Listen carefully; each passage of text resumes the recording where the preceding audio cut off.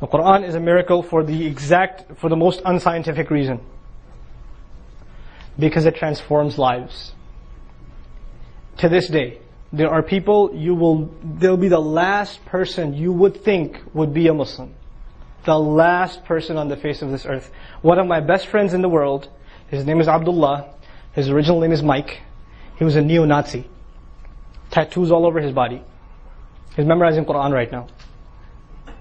He was actually he was up there, and he's actually talking to a couple of gangs in New York State prisons, and talking to them about Islam, some of the head leaders of the white supremacist crew, because they're old friends.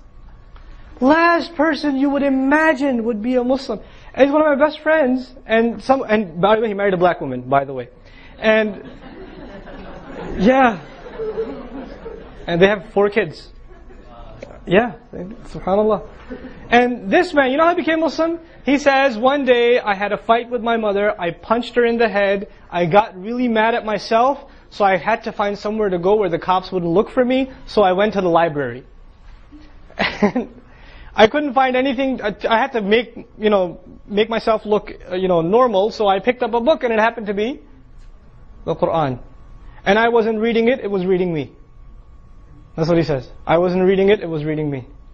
And he took the Shahada in the library. SubhanAllah. The most weirdest experiences people have. When they read the Quran, it just completely transforms their lives. My daughters go to an Islamic kindergarten, preschool. I started it, I was the principal first. But I quit when we found a suitable replacement. The replacement is a woman. She's Japanese.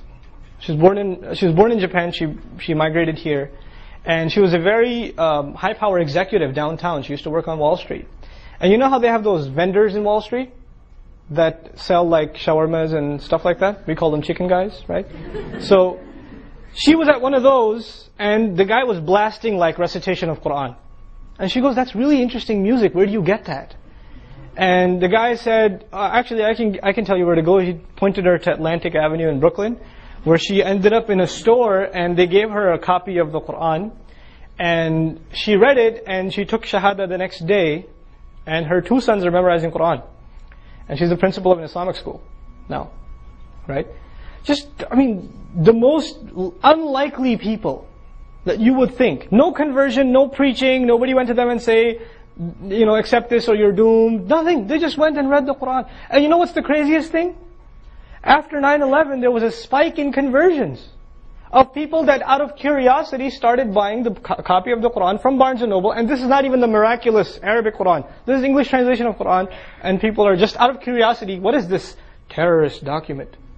And they're reading it and they're finding, how can I miss this?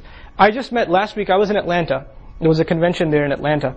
And I met a young man, younger than me at least. He was...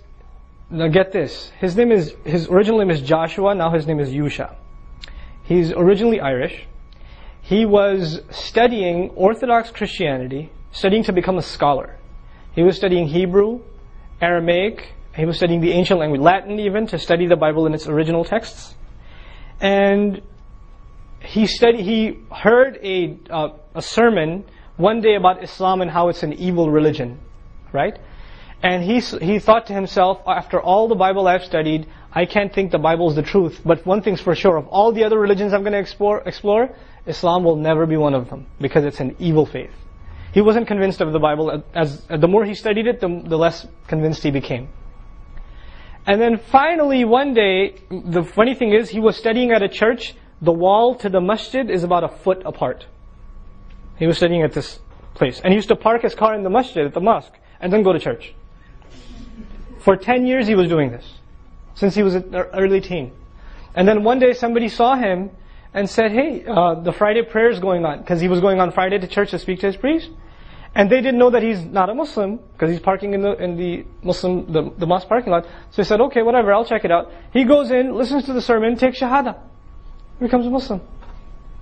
So this, to me at least in our times, the strangest stories of people in the Western world.